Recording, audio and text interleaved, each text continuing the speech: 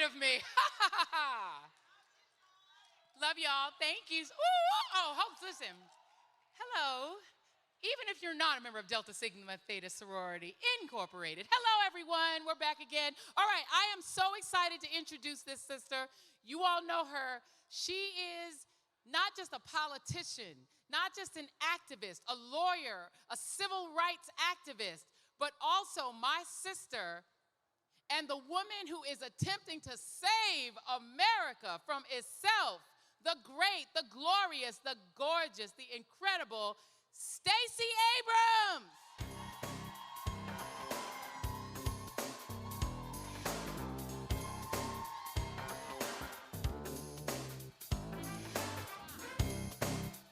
Yes. Woo. Hello. Hello. All right, my sister, we're going to jump right into it because we don't have a ton of time and we have so much to talk about. And the thing that we're going to get into here, something we've talked about a little bit in the previous panels, but it is now one of the most demonized concepts in America. They went through critical race theory, they demonized that, they played around with it. They went through affirmative action, they played around with that, demonized it. But now they're on to DEI, diversity, equity, and inclusion. So I want you to first explain what DEI is, and talk us through why it has become the focus of the conservative movement's new war on black folks. Well, I would start by saying they've been at war as long as we've been here. And it's because of what DEI means. Diversity means all people. Equity means fair access to opportunity. And inclusion means having a pathway to the American dream. Well, if you are a reactionary person who has the cynical politics of the right, DEI is a curse.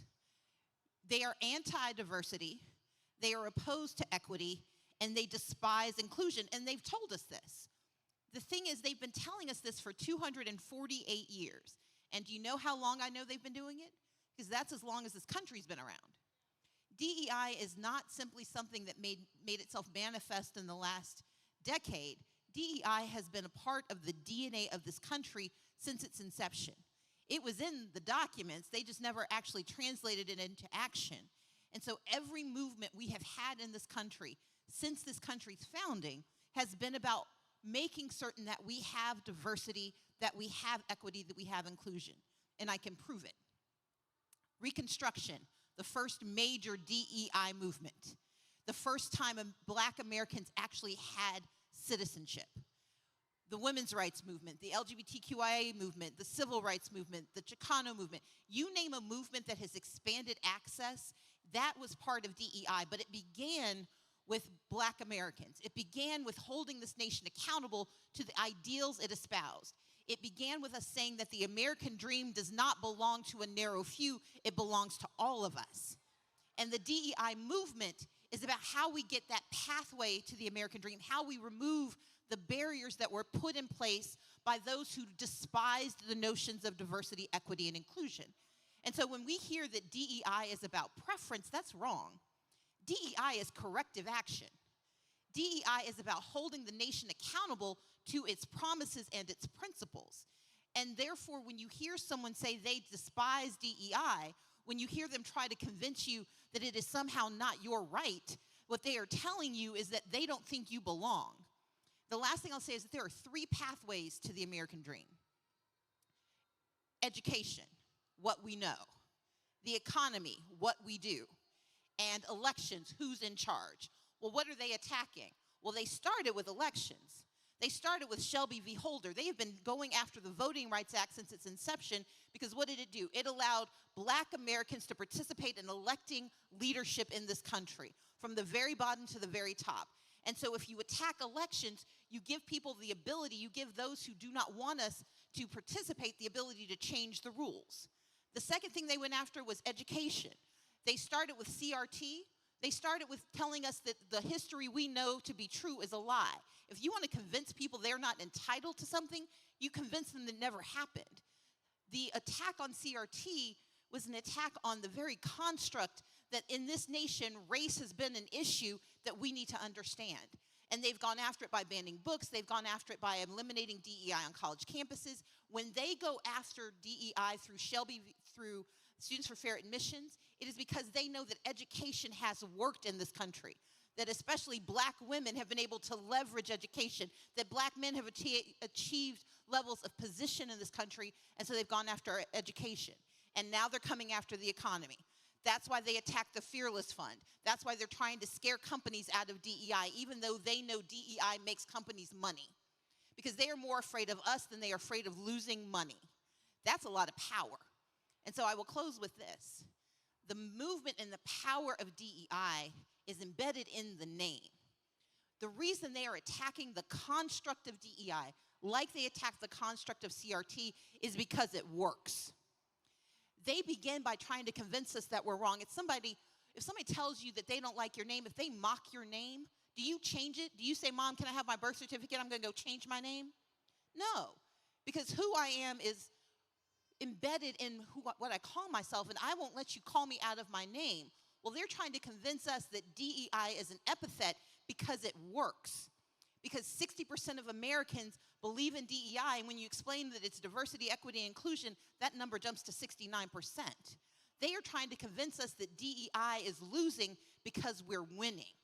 And therefore, my fundamental belief is that we don't change our name, we don't change our construct, we don't change who we are because they don't like it. We double down, we lean in, and we win. Amen. And I want to break that into pieces, because I think that's the important big picture that we need to have, is that each of the things that the right has gone after have been the most successful things at creating opportunity for blacks. So we'll start with voting, to your point, with Shelby. When did they do Shelby? After Barack Obama becomes president of the United States. Because they said, oh, this Voting Rights Act and letting people vote and making it easier to vote and giving people options in 14 days of early vote, this has allowed that guy to be president, so we got to shut that down. And they're doing the same thing with education, opportunity, et cetera, et cetera, et cetera. So let's talk about how we fight back. So let's start with the education piece.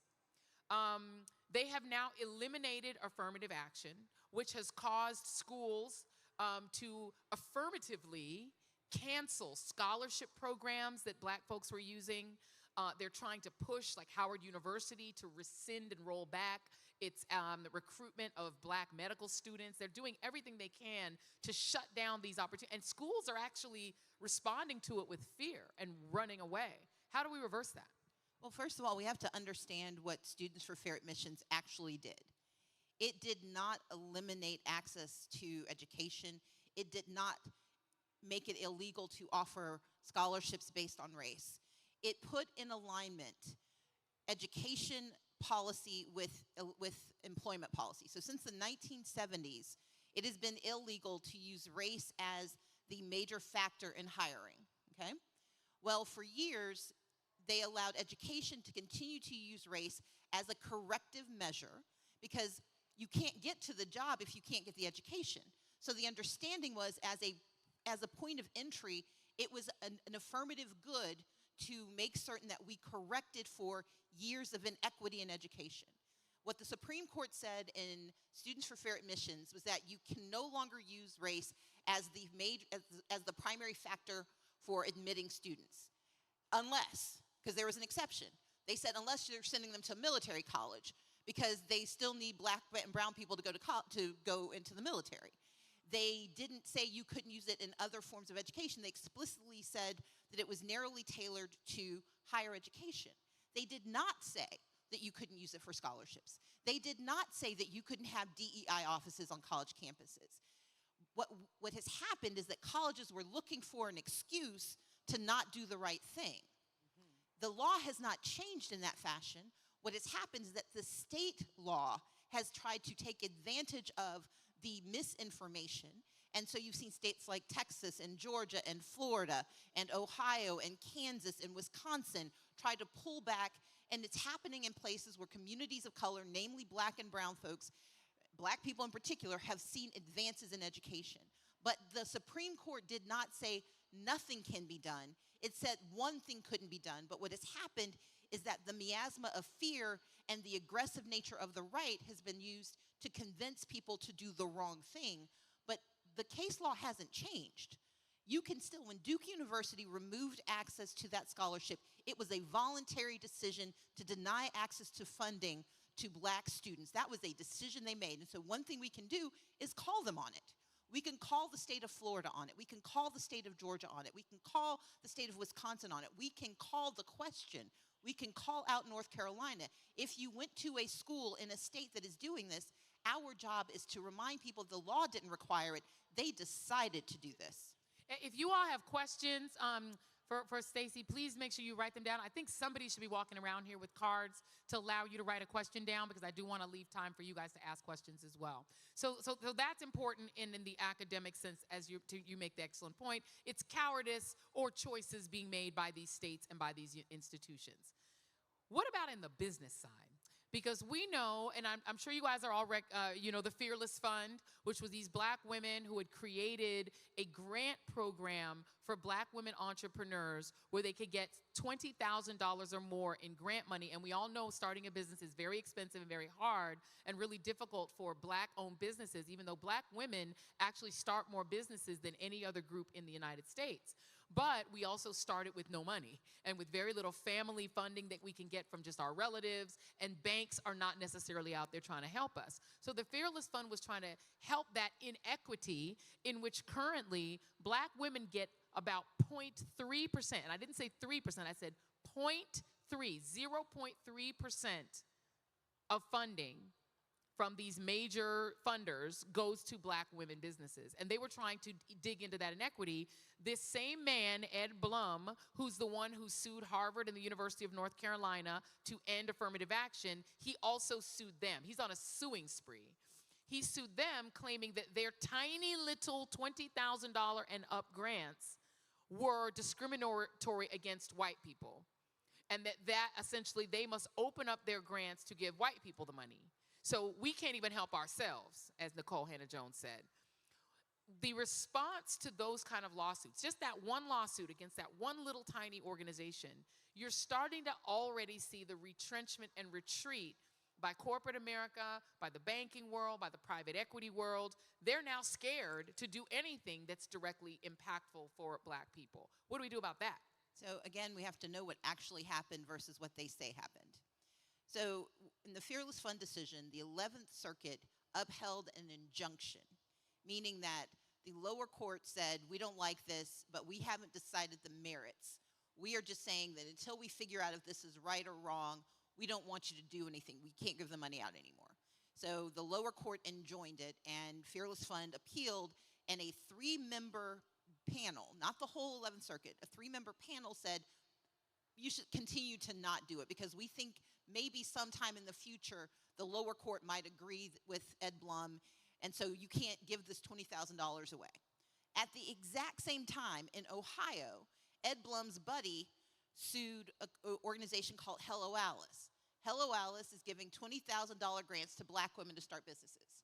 In Ohio, the court said, that's fine, go ahead. So even with Fearless Fund, there are 2 different courts that have said 2 completely different things. But what the business community has done, among some of them, is use one bad miniature answer to defend terrible policy. We've got to call them on it. The law didn't change. There is no law in place. There is no judgment, no final determination that says that you cannot allocate funds. It's a business decision. And that business decision is a protected decision. But because of how the right is playing this, and because of how folks, not our friend here, Ms. Joy Reid, who does an extraordinary job of telling us the truth, but how some of the media plays it, these are folks who got the basket into the hole one time and are claiming they won the NBA championship. No, they just happened to make a free throw and maybe hit a 3-pointer, but they lost the game because we're still winning. The law did not change. We have not lost. But what is happening is that they are bullying their way into compelling companies to take actions. And so I'm sitting in a room of powerful people. Raise your hand if you spend money in America. Then we have the ability to hold accountable those companies that are retreating from their commitments.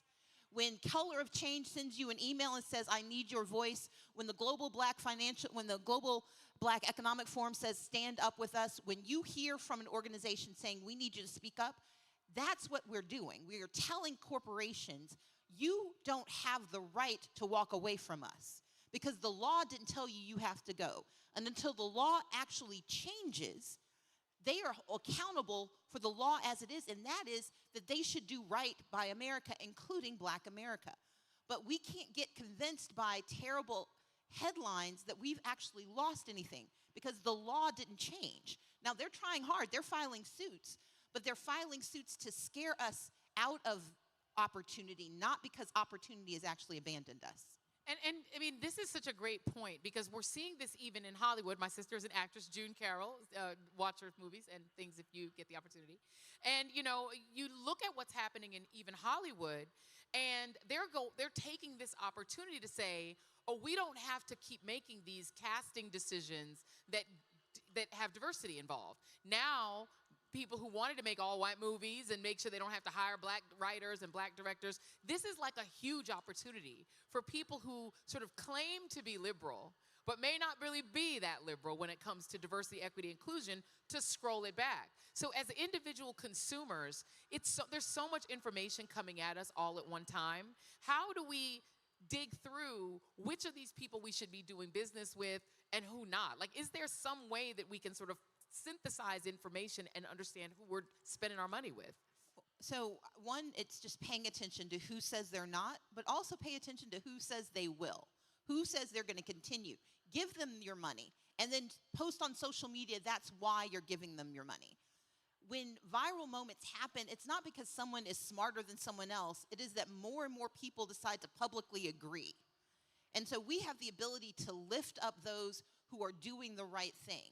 And we don't have to wait for someone to tell us. We just have to echo it when we hear it.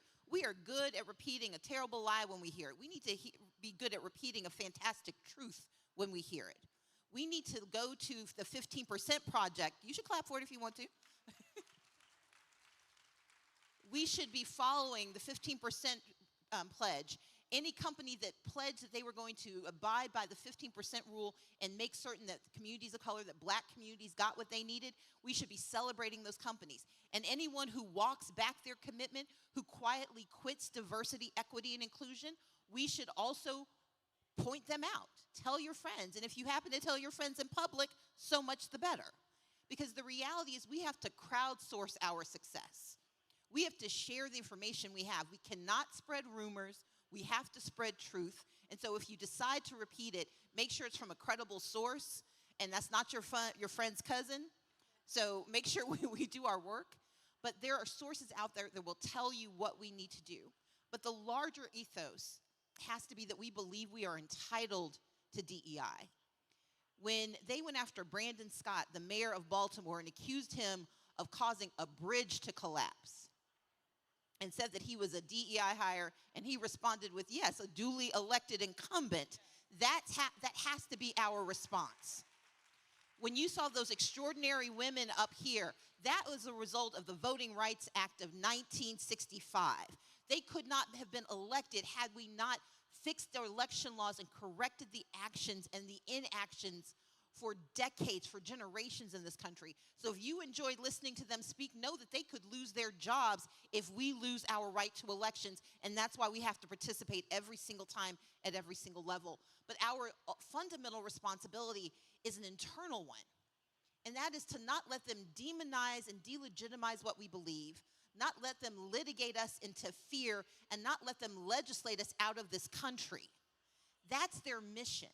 And whether they do it through the business community, through elections, or through education, we have to hold our truth to be, we deserve to be here, and we will be as loud about our truth as they are about their lies. Amen. Let's talk about, amen. Let's talk about elections. This is something you know well. I tell this story every time that I do a fireside chat with Stacey, so she's just going to tune out when I do this thing again. We met in 2014 in the green room because we were both going to be on Melissa Harris Perry's show, a former resident of New Orleans. We love Melissa. And I was one of Melissa's frequent guests and fill-in hosts. And we were on together. And this was the day I was a guest, not filling in for Melissa. And we're sitting in the green room. And this sister told me her secret plan to register every black voter in the state of Georgia. And I'm obsessed with voting, as you all know. Anybody who's ever heard me talk, as I'm kind of like, I'm a nudge about it. Like I actually will harass and harass people to vote. It's the most important thing to me, and I say it all the time. And I was like, this is amazing. I need to get your number. We need to be in communication. And then when I tell you this sister turned around and did it, Georgia has, I want to say, is it plus 90% of black voters in Georgia are registered. And she was doing it at the time. She don't like when people brag about her, but keep clapping because it makes her uncomfortable. She don't like, this is what I like to do to her. She was doing it at a time when the current governor of Georgia, Brian Kemp, was the Secretary of State. And so what do you think Brian was doing when this sister and her organization were registering voters? And organizations like Black Voters Matter, our sister Latasha Brown, were out there registering voters. When black women were out there registering voters and black folks were out there doing the work, he was taking them off the rolls as quick as they get them on. He was trying to, disqualified. Oh, how can I make them not get on? He was trying to pull people off the rolls as fast as she was trying to put them on the rolls. She still managed to get them on the rolls. But this is the other way that people steal elections, is trying to make it so that you can't vote. This is the game of keep away that conservatives, whether they call themselves Democrats back in the day or they call themselves Republicans now, have been playing with us when it comes to our right to vote. He was doing that type of keep away. And then because he knew that he was eventually going to have to face this sister in an election. And he knew that he could not beat her in an election unless he cheated in advance. And that is literally the story of what happened in Georgia. Georgia is a state that used to be like Louisiana. People would write it off as a red state. But some of us who worked in Democratic politics in the early 2000s knew that Georgia was one of those states on the brink of becoming a purple state. And now it is a winnable state with 2 Democrats elected statewide as United States senators, including the great Raphael Warnock from the King's Church, and their first Jewish senator, right? And so Georgia's winnable. And yet, he's still doing it. Republicans in the state of Georgia came back, and now Governor Kemp signed a voter suppression law while sitting beneath the portrait of a plantation, trolling the people of Georgia and the United States, with all white men standing around him as if to send a message, yeah, y'all blacks thought you had something, you ain't got nothing. I will take it all back from you. And he signed that law, which has made it harder to vote. So when we have that kind of keep away constantly happening, we win a little bit, they take it back. We win a little bit, they take it back. You're now in a state where unfortunately only 10% of our people came out to vote in the last election that they called a primary to keep people home so that we would stay home and let demonic things happen in the state of Louisiana to us. How do we fight this? You have fought it in Georgia. Give us some advice on how to fight it nationwide. First is that we can't believe the hype that we're hearing. We know that not only did he advocate for and sign into law a horrific voter suppression law in 2022 or 2021, he did it again this past year. So he got celebrated for not committing treason in 2020. And people forgot that he'd purged more people in a single day than any Secretary of State in the history of this country. He passed more anti-voting laws than any other governor in the 21st century. And he's fighting against Ron DeSantis and Greg Abbott for that title, and he's doing a really good job of holding it. But the problem is we keep getting distracted by these moments and we ignore their mission. What Jeff Landry is doing here in Louisiana, what Brian Kemp is doing in Georgia, what Greg Abbott is doing in Texas, what Ron DeSantis is doing in Florida, what's happening in Ohio, it is all part of the same narrative. When we vote, we win. Therefore, keep us silent so we lose. And here in Louisiana, they just passed 2 of the most horrific laws I have ever heard about. Medical castration as a law in the 21st century, the attacks that they have on voters, and just a small thing, what they're doing in Baton Rouge. Each of these pieces are part of taking away our power and denying us access to the American dream. And we should be righteously indignant, but also righteously engaged. If 10% of the people showed up, it's because 90% of the people didn't think it could matter. That's not apathy. That's despair.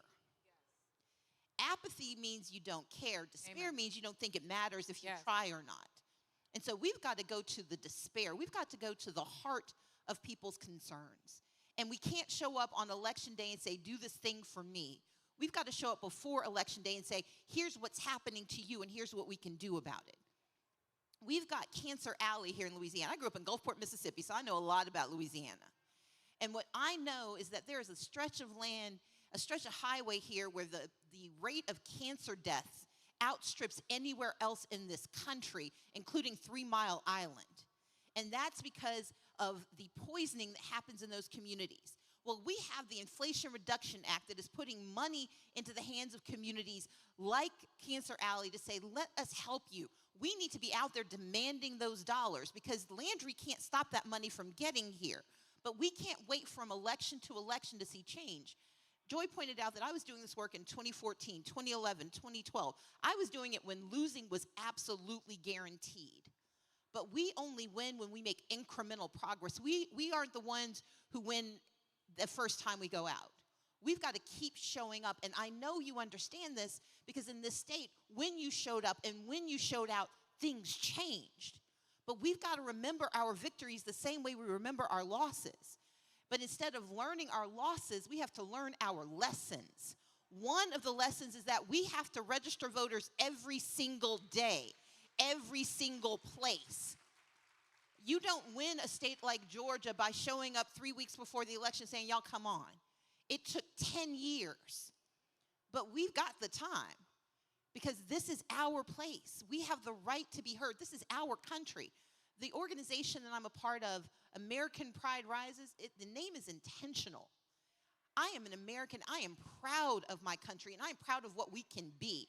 And I will not let anyone convince me that my patriotism is any less than theirs. We are the ones who help build this nation, and we are going to be the ones who help repair this nation, but we've got to show up every day for our nation, and that means voting in elections, whether we like it or not, whether we love the people on the ballot or not, because it's not about who's on the ballot, it's about who's in the booth. And that's the story, that's the narrative, that's the work we have to do. Amen. We have some excellent questions here for you, and this might be my favorite question that I have been asked at an event, and I love it so much, and I'm so glad whoever this is answered it. And the question is, what can teens do to make a difference and get involved in politics? Whoever you are, teen, God bless you. I love that question. Can you stand up? Where's our teen?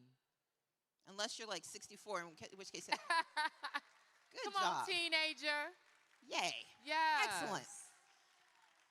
So number one, it's showing up. That is the most important piece. I got involved not when I was 25, the first time I was involved in politics, I was 17. I wasn't old enough to vote, but I was old enough to speak. I was old enough to tell people what I thought. My older sister is here with me. She and my parents pulled us into social justice work early on, and we sometimes bifurcate this. We treat social justice and politics as separate. They're all the same. You don't need social justice if the justice is already working. And to make the justice work, you have to have political leaders who feel accountable. And so the first responsibility is to do exactly what you've done, but ask questions of those who are in power. They have to answer you because you are an American. You are entitled to an answer, whether you can vote for them or not, because even if you can't cast a ballot, you know a grown-up who can. And they need to be afraid that you can get that grown-up to do your bidding. And I have a borrowed teenager who lives with me, and she's pretty good at that. Number two, you have to imagine better for America. Imagine better for yourself and your friends. And understand why it hasn't happened yet. This generation is the most connected generation ever. But for those of us who kind of disparage that, we've got to recognize they not only have access to more information than we did, that means they have to consume more information than we did. Imagine being bombarded with truth all the time. And so the second job of teenagers is not to be overwhelmed by the sheer scale of what you see around you. Find the thing that animates you, the thing that activates you, the thing that brings you joy, and make that the focus of the work you want to do. Find the problem that you think you can help solve and focus there. Don't allow the rest of the world and the mistakes that adults have made convince you that you can't make change. Not only can you, we are relying on you. And the third is to go find your friends. Don't do this alone. When I met Joy in that green room, it was a breath of fresh air to talk about this with someone who didn't automatically laugh at me. Because you got to remember, 2014 saying Georgia was going to go blue was not exactly something people believed. In fact, they didn't believe it until November 7th, 2020. But she was a friend. And when things got hard, and when she got her show, and I needed to tell people what was happening, she was the person I could turn to. Your friends don't have to be famous. They just have to be true. And so as teenagers, you know who shares your values, and you know who should share your values. And so one of your opportunities is to tell them why you're doing what you're doing, why you care about what you care about. So if you show up, if you focus on what matters to you, and if you share your truth with your friends, we can get much more done in this country. Amen. All right, here's another good one. Do you have some suggestions on mobilizing to make sure that DEI is here to stay? Go to aprnetwork.org and share your information. As I mentioned, I have founded an organization recently. It's actually a network of organizations, and we are focused on defending DEI, because DEI isn't just about some bad conversation you had in HR. DEI is about the lifeblood of this country. It's about whether or not we have black doctors who are allowed to go to, when she talked about Howard University, they're trying to stop one of the top universities producing black doctors. If they can strip us of medical education in a nation where black women have the highest rate of maternal mortality that's higher than some places in the world, when they can stop us from getting access to the medical care we need, that's what they mean by anti-DEI. When they can eliminate jobs and opportunities, when they can shut down access. And so we've got to recognize that DEI is not just a narrow attack on black kids trying to go to Harvard. It is a fundamental attack on whether we get to fully participate in this country. So please go to aprnetwork.org, sign up, and you will get all the information you need, all the calls to action you need. And we're also working on Project 2025 to give you what to do on that as well. I have a question on Project 2025, but I'm going to ask this one first. Thank you. And I hope you all put that in your phones. You know, I'm a bully on that. Put in your phone. Did y'all write that down? aprnetwork.org. Put in your notes. I put everything in notes. I love that little notes thing in the phone. It's so convenient. What can we do to stop the Democratic Party from beating down our candidate, asking our candidate to step down? The Republican Party have a convicted felon, and no one from the Republican Party asked their candidate to step down. Thank you for speaking my spirit and soul.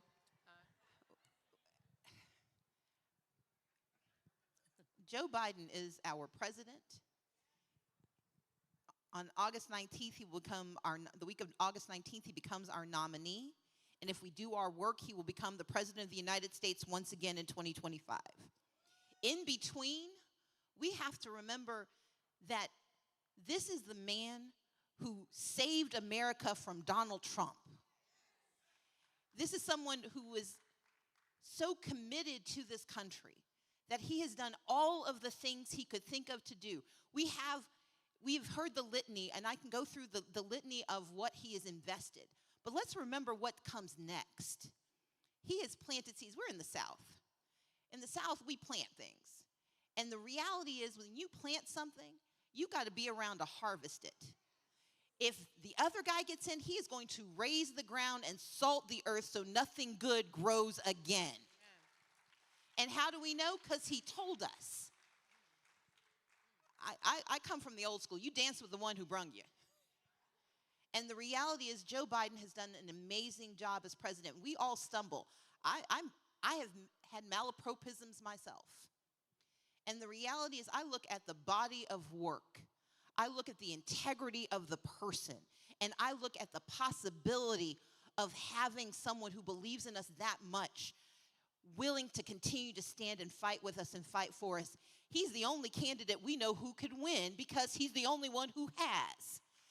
He is our president, and we need to stop listening to the doom loop and start putting our work boots on and doing the work of getting him reelected as the president of the United States. And I just want to throw in one more thing. Have you all noticed, and y'all have been here, Maxine Waters was on, I think she was on this stage. You saw Representative Jasmine Crockett. You've seen Representative Ayanna Pressley. Have you noticed it's not black people who were calling on him to step down? Have y'all, is it just me who's noticed that? So let's think about it this way. I'm just asking, is it weird? Am I just maybe hallucinating it? No, I will say that there is no community that better understands the risk that we face. There is a luxury to wishful thinking. We are grounded in an absolute reality. And we have watched one person meet that reality as President of the United States. And that is why I stand with Joe Biden. That reality is one that has not only been staved off, he's actually invested in our communities. He has put resources in. We may not have everything we want, but we can see the seedling sprouting. I'm extending the metaphor a bit too far, but what we've got to understand is that those who are the loudest are often the ones with the least to lose. The people who have to do the work are the ones who understand the consequences of failure. There is wishful thinking and there is known reality.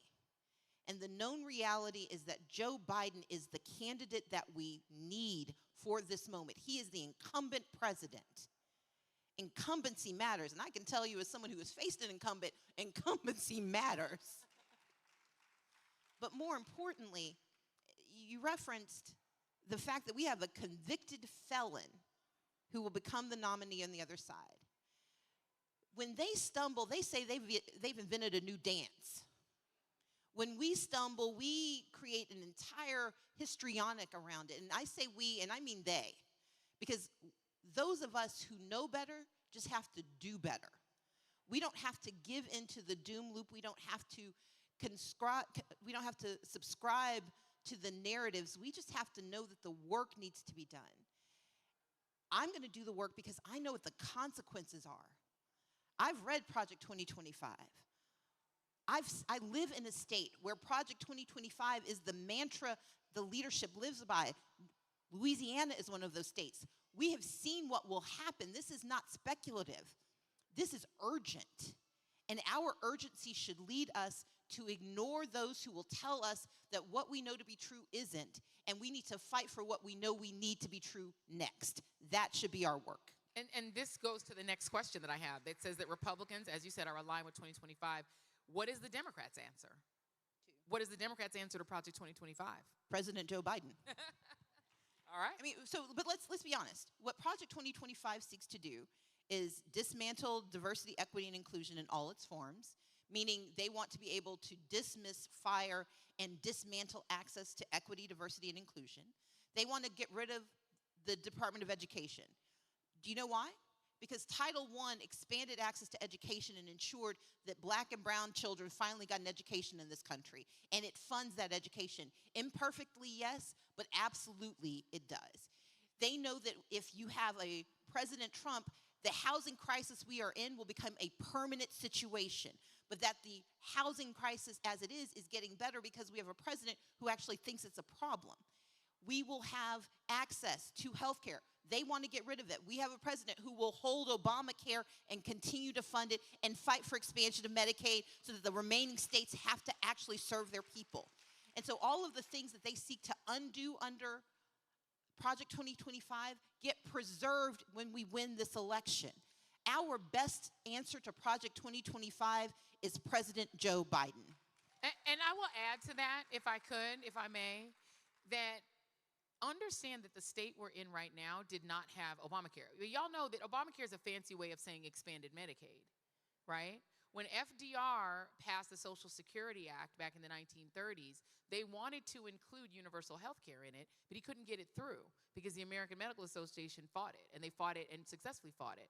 It took until into the 1960s and LBJ for them to expand the Social Security Act to include Medicaid, which is state-funded a version of, universal health care for people who are poor, and Medicare, which is health care for people who are aged. That is part of the Social Security Act. That's what it is. What President Obama did, what they call Obamacare, is the Affordable Care Act, which for the first time changed the formula for Medicaid so that people who were not under a certain level of poverty, but people who were basically working class could get Medicaid. It's expanded Medicaid. And what they originally did when they passed the Affordable Care Act is the government, the federal government, vowed to fund to basically finance it 100%, so that states basically didn't have to put any money in. Red states, the states that used to be slave states, said we don't want it. Even though it would save our rural hospitals, even though it would save people's lives, we don't want that dirty Obama money. No. Florida said no. Texas said no. Louisiana said no. Kentucky said, well, actually, Kentucky said yes. Why did Kentucky say yes? Because they had a man named Governor Beshear, who was a Democrat. And he said, I'll take the money, but I'm going to call it Connect. Because people in my state are conservative and they don't like Obama. So they will take something called Connect as long as they don't think it's Obamacare. So they took it. And people for the first time, rural people who had never gotten to go to a doctor, were going to the doctor. They're like, this is amazing. And then a Republican ran against Mr. Beshear and said, I will run on repealing Obamacare. And the conservative voters in that state said, yeah, let's get rid of Obamacare. Put that guy in. Put him in. And he tried to get rid of Obamacare. And then people went, you can't get rid of Connect. That's my health care. He said, I said I was going to get rid of Obamacare. What are you talking about? I'm doing what you hired me to do. And you know what they did? They elected Mr. Beshear's son. They said, get out, Republican, go away, get out. And they put the son in. And so the Beshear that's in there is the son. The daddy's the one who gave him Obamacare. And when the Republican tried to get rid of it, they went, hey, what? No, stop. So people, as you said, they respond to the actual things. You know, this state right here has Obamacare? Yeah. You know how they got it? John Bell. A Democrat. John Bell. This state, Louisiana, elected a Democrat. He came in there, and this state was the #1 incarcerator of Americans. #1. They have a thing called Angola prison here, which is a plantation where the 13th Amendment says you can put in people to slave labor. And they like incarcerating, especially black people in the state of Louisiana. They love it. But John Bell Edwards comes in and he reduced the incarceration rate. They're like 46 or 40 something. They're no longer like last. They're no longer the #1 incarcerator. And he passed through Obamacare, which they call it probably something else here, but it's health care. And you know what people did in this last election? Elected Joe Lynn. They replaced him with the former attorney general who is threatening that he will literally punish New Orleans if the law enforcement here don't arrest and prosecute people who try to get abortions. He wants to put people in jail for getting abortions or trying to get abortions. Do you know what color the people are going to be who get arrested for trying to get an abortion? I'll let you guess. They look like they at the Essence Festival. You don't vote because you love John Bell Edwards or Andy Beshear or the Beshears or even know who they are. You vote for yourself. It's self-preservation. None of them are going to move in your house. Biden ain't going to live with you. No. And the reality is we live in a region of the country where 57% of black people live. Yes. 57% of black women live in states where they have no access to reproductive care at all. 57%. Project 2025 will make certain that we are denied not only reproductive care, we will be denied contraception, we will be denied IVF, and we will have no ability to escape to a place to get it because we can't afford anything because all of the jobs that we have, all of the protections we have will be gone. And so, as Joy pointed out, the challenge of this election, everyone says it's the most important election. This is an existential election. It is a question of whether we continue to be true, full citizens of this country, as uneven as that has been in our history, or whether we are legally relegated to a position of absolute powerlessness. You've heard this. When somebody tells you who they are, believe them. Maya Angelou told us this. Read Project 2025. You don't have to read the whole thing. Just read a summary. Go to Democracy Forward and read the summary. When they come after Head Start, who are they coming after? When they come after health care, who are they coming after? When they come after Diversity in medical education. Who are they coming after? We don't have a surplus of black and brown doctors in this country. But we do have a surplus of black and brown folks who don't have access to health care in this country. Everything that is at stake can be preserved if we get what we need. And what we need is a leader who believes in us. And this is not a partisan space, but I am hyper-partisan in this. I have successfully worked with both parties. But what I will tell you is there is one party that actually sees me and has said that we will do things to help me. Voting is a selfish act. We like to talk about it in terms of community. Voting is selfish. People don't care about your politics, they care about their lives. Our job in the next 4 months is to connect the dots, because not everyone understands that the pain they feel in their lives not only happens in the governor's mansion here in Louisiana, it happens in Washington, D.C. But our ability to change the narrative and to preserve our opportunity for more happens in November of 2024. If we cede that power, if we give away that opportunity, if we grant them the imprimatur to tell us that we don't matter, that we do not deserve more, they will take us up on it, because they can count just like we can. They can see demographic maps. Atlanta's not getting smaller. Things aren't getting easier. Things are getting more complex. The racial diversity of this country is getting more complex. And that diversity demands that more of us be included. And this is the last thing I'll say. We often treat resources like they're finite. What DEI has proven is that when more of us get to participate, there's more of us that have things, but there's more stuff to go around. DEI increases the bottom line. It increases the money made. It increases the jobs created. It increases the opportunities multiplied. If we closed the racial wealth gap in this country, we would have created more than $1 trillion in new revenue. That's money that pays for a lot of things that we need. But we've got to believe that we're entitled to it, because when you believe you're entitled to something, you will fight for it. You will defend it. You will protect it. And you will vote for it. And that's the mission that we have to have in the next 4 months. So I have two really great questions, and I keep going back and forth which to ask first, because they speak to the two things you were just talking about. It's like perfect. I'm going to do both of them. So here's the two. Question number one, and this is like more of a personal sort of empowerment question. This person would like to know, how would you suggest to us as black women to be empowered to stand up for DEI in our workplaces, especially where sometimes we find ourselves to be a first? That's number one. And then the second question is about the economic piece. As a small business owner, we need help with more PPP loans and economic equity loans to help us from going out of business. They're not asking specifically, they are asking specifically about PPP loans, but how do we sort of attack the economic wants of people and also just people's empowerment on DEI? So on what you say, part of the success of the liars about DEI is that they argue that it's somehow harmful. So our first job is to point out the success. Your company makes more money if it does the right thing. It makes less money if it does the wrong thing. And we've got the stats to help you. So if you go to aprnetwork.org, we can make sure we get you the one-pagers to help you make your case. Depending on where you are in your company, though, part of your narrative is that when someone says, well, we can't do this because of the risk, your question is, well, what's the risk of not doing it? We too often accept the premise. My entire life is constructed around not accepting the premise.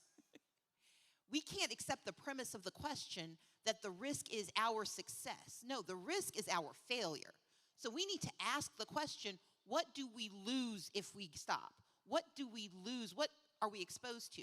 There is a talent management risk. People who don't think you want them will leave. Are they willing to let you leave, let others leave? Number two, there's an economic risk. You make less money when people don't like you and won't buy your stuff. Number three, there is a legal risk.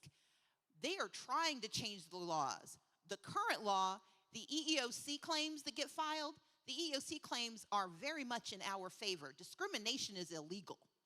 And therefore, the work that they are doing, they are trying to make it legal to discriminate again. And that's the way you should pose the question. Why are they working? Why is this company supporting legal discrimination? We have to put the question forward, and we can do so in a very nice way because that's how we have all managed to navigate these spaces. And we can give you the questions to ask, but we've got to have the courage to ask them, not as a way to dismantle what is wrong, but as a way to challenge what currently exists and is right, and then ask for more. When it comes to the economic piece, unfortunately, PPP is over because of Congress, but one of the legal attacks is on the Minority Business Development Agency, MBDA. That was one of the lawsuits filed by Blum and his consortium. And that happened after, for the first time in 30 years, the agency got permanently authorized. That's because that agency has generated billions of dollars in economic access for black businesses. That's why they're mad about it.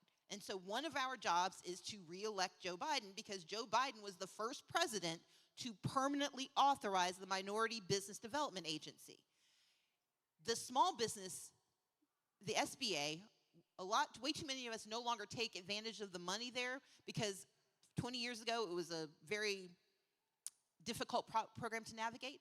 Under this president, it is a lot easier. In fact, you no longer have to do personal guarantees. You can work with third parties that will do the guarantee with you or for you, so you can access the billions of dollars that move through it. So part of our defensive DEI is defending what has been put in place and then telling the story. We've got to go run tell what we have so people know that we need to keep it. And to your point about black women being the #1 generators of new business, we are the least likely to take advantage of these opportunities. But these opportunities will vanish if we lose the president that we have and the power that we have. So we have to do the work we have to do. Well, and you were a state representative, you were at the state level, and I think people undercut the importance of state representatives and state senators. You speak my love language. As important as the extraordinary panel of congressional women was, most of the harm that is visited upon us happens at the state level. So if you think about I call it their infernal triangle.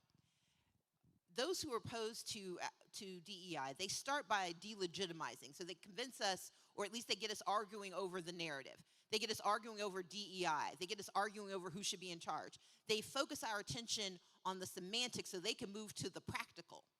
So they get us fighting about whether we're going to call it DEI or pick 3 other letters in the alphabet as though they're concerned about the initials. They don't care about the acronym. They care about the content.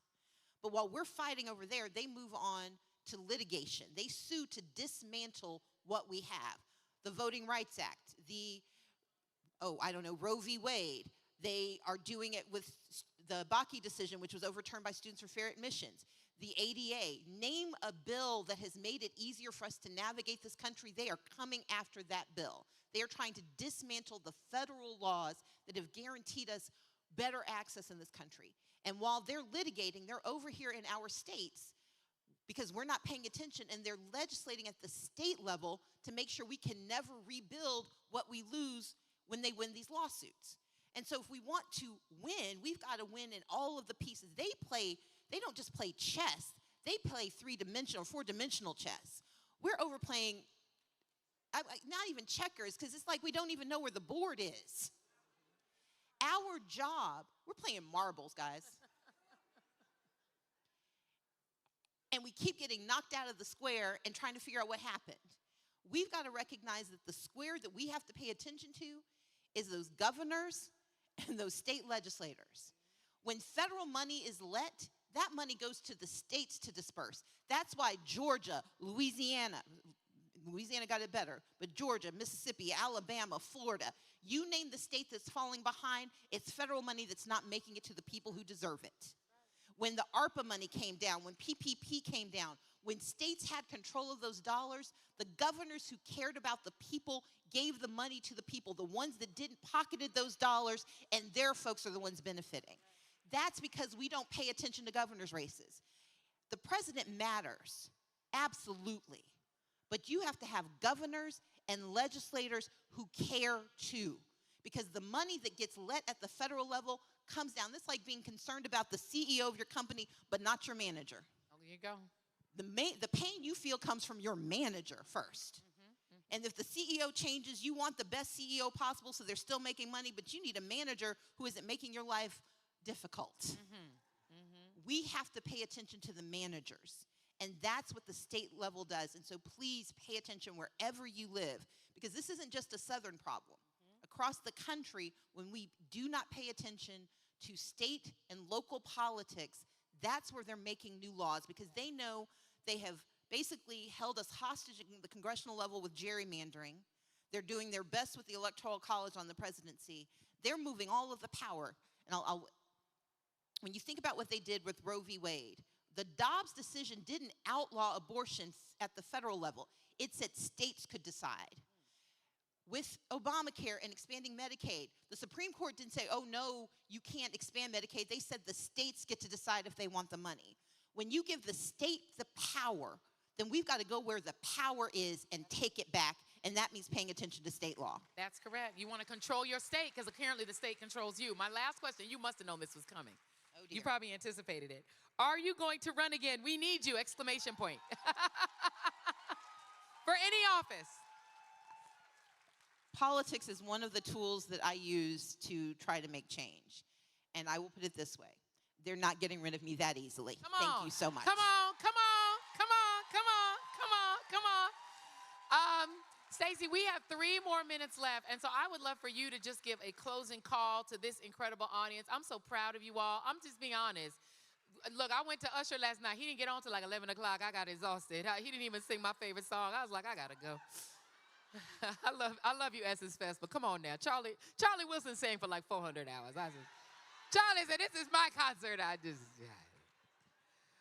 But you all have chosen to sit in a forum where we are talking about things that matter more than just entertainment.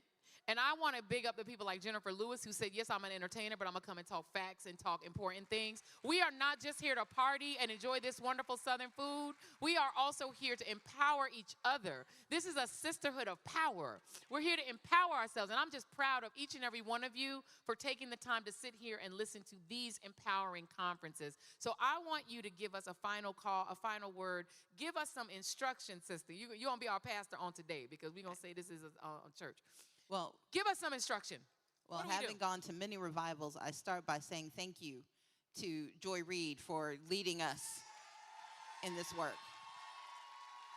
And your first job is to go and buy her book. Tell them your book. Oh, it's called Medgar and Murley. It is about my sweet soror, Murley Evers Williams, and her late husband, the great Medgar Evers, and it's their love story. Civil rights love story. It's a civil rights love story. It's an extraordinary novel. It's a book, but it feels like a novel. So whether you like fiction or nonfiction, you need to read this book. Go and get it. Thank you. So number 1, that's your first job. Number 2, it is to, during the first administration of the convicted felon and rapist, they would tell us to take him seriously, not literally. That's wrong. We need to take him seriously and literally. When he tells us that he thinks there are black jobs, he means it. When he tells us that he plans to be a dictator on day 1, he means it. I'm just quoting him. I'm not even going into the actual extrapolation. But the reason I point this out is that we have this remarkable memory in the U.S. We remember the good with perfect clarity, and we let the bad fade. We haze it a little bit. And we've got to remember the 4 years that preceded these with absolute clarity. We have to take what they are promising seriously and literally, because he doesn't get elected alone. This is not about one man. This is about an entire party apparatus that has told us who they are and what they intend for us. They wrote it down. But we also have to remember what we've accomplished again and again and again. We elected people who were not supposed to win because they didn't look like what preceded them. And again and again and again, we have gotten good done. We have the power to change the world, but it starts with us. It starts in this election, and it means going from the top of the ballot all the way to the bottom where the fine print is. It means that we don't vote alone, and it means that we tell the truth no matter how hard it is, no matter who we're telling it to, because our lives are on the line. And that young woman who had the audacity to ask the question, what could she do? She was asking you, what will you do? How will you stand up? How will you defend her future? How will you defend DEI? How will you defend America? We have the job to do. We know what has to be done. We know when it has to be done. Now, as I like to say, let's go get it done. Amen. Thank you all so Hallelujah. much. Stacey Abrams, everyone. Thank you all for being here. If you are not following me on social media, I'm Joyanne Reid on Instagram. I'm Joy Reid Official on TikTok. And I only say that because I'm doing civics education on these things. I'm doing my best to try to get these young folks. So teenager, tell your friends, please follow me. Follow this sister. Love you guys. Stacey Love Abrams you at everything. So at Stacey Abrams. Love y'all. Stacey Abrams on all social media. Love you guys. Thank you.